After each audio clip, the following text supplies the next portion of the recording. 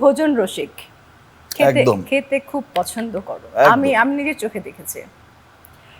Specially যখন রোজা হয় ইফতারের জন্য তোমার সামনে অনেক খাবার থাকতে হবে, সেটা কি এখনো চলমান? একদম, এখনো এখনো এখনো এমন হয় যে মানে এখন তো আর সবসময় খাই না, স্পেশাল দিনগুলোতে খাই। যেমন ঈদ গেল, ঈদে কিন্তু আমার টানা, আমি জানি যে আমাকে এখন খেতে হবে। এটা কেমন লাগে, অসামাজিকও লাগে যে আমি ঈদের সময় রান্না হচ্ছে একরকম, আমার জন্য আবার অন্য রান্না হচ্ছে। বাট ওই ঈদের এই ৩-৪ দিন আমি বুঝেই নেই, ৩-৪ দিন ভাই খাবো, যেখানে যাব দাওয়াতে যা রান্না করবে ওই বাসায় সব খাবো। এবং পাশাপাশি আবার কিভাবে নিজেকে মেনটেন করো, এটাই অবাক করার বিষয়। আচ্ছা, তুমি কি রান্না করতে পারো? একদমই না, কিচ্ছু রান্না করতে পারি না। মানে কিছুই পারো না? কি পারো বানাতে? আমি খুব কষ্টে কফি বানানো শিখেছি, তাও ইউএসএ যখন ছিলাম। তুমি তো ইউএসএ গেলে অনেক দিনের জন্য মানে হ্যাঁ, তো থাকতে একা যাও। একা প্রথমবার যখন গেলাম হ্যাঁ, একা একা থাকতে হয়, যেহেতু আমার কফি খাওয়ার অভ্যাস আছে, ব্ল্যাক কফি সকালবেলায়। সো হিমেল আশরাফ আমাদের ডিরেক্টর, তো হিমেল একটা কফি মেশিন নিয়ে আসলো, কফির বিনস নিয়ে আসলো, সব কিছু এনে ও আমাকে শেখালো। আচ্ছা, তো এই কফি বানানোটাই আমি ঠিকঠাক পারি, ব্ল্যাক কফি। আর ডিম আর কিছুই পোচ, পারি না, ডিম সিদ্ধ। কিচ্ছু পারি না। আমার বাসায় হিমেলি আমাকে একটা রাইস কুকার দিয়েছিল।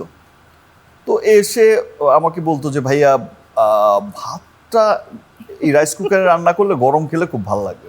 আচ্ছা, তো কয়েকদিন আমাকে করে ওইখানে খাওয়ালো প্রায় প্রায়। তো আমি চিন্তা করলাম যে তাহলে আমি একা একা কিছু একটা করি রান্না।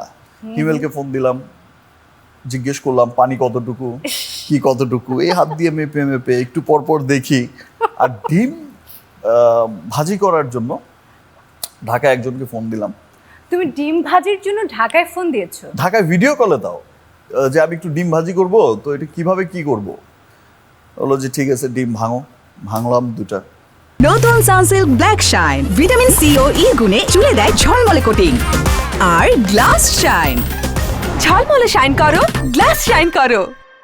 তারপর এই কাঁচামরিচ পেঁয়াজ এগুলো কাটো, ও মাই গড, পেঁয়াজ কাটতে গিয়ে তো আমার অবস্থা গায়েল। যাক কোনো রকম কাটলাম। তো এইবার কিভাবে কি, তেল দাও, দিলাম, দিয়ে ওইটা দাও। সে ডিম তো আর কে ছিল ভাজি তো আর কিছু, লাইনে? কে ছিল সে ছিল ঢাকার একজন। লাইনে? কে ছিল জানতে চাই। দর্শক ছিল জানতে চায়। একজন। কে ছিল? একজনকে নাম বলো কেন? ভালো ভালো রাঁধুনি ছিল। ভালো রাঁধুনি ছিল? হ্যাঁ, খুব ভালো কে রাঁধুনি সে? ছিল। সেটা তো বলা যাবে না। ও, সেটাও বলা যাবে না। আচ্ছা, সিক্রেট। সেটা বলে দিলে আবার যদি কখনো ডিম ভাজার দরকার হয় আর কিন্তু ফোন ধরবে আচ্ছা না। আচ্ছা, এটুকু বলো, সে কি মিডিয়ার কেউ নাকি মিডিয়ার বাইরের কেউ? মিডিয়ারই কেউ। ও আচ্ছা, মিডিয়ারে। ঠিক আছে। মিডিয়ার বাইরে আমাদের জীবনটা দেখো, আমাদের লাইফটা তো সেই থেকে শুরু হয়েছে। তখন আমরা ছোট ছোটই ছিলাম, ইন্টার ফার্স্ট ইয়ারে পড়ি আমি, সেই থেকে এর মধ্যেই কেটে যাচ্ছে। খুব একটা বাইরে কিন্তু আমাদের সার্কেল গড়ে ওঠার তেমন একটা স্কোপ হয় না কখনো। নতুন সানসিল্ক ব্ল্যাক শাইন দেয় গ্লাস শাইন, ঝলমলে শাইন করো, গ্লাস শাইন করো।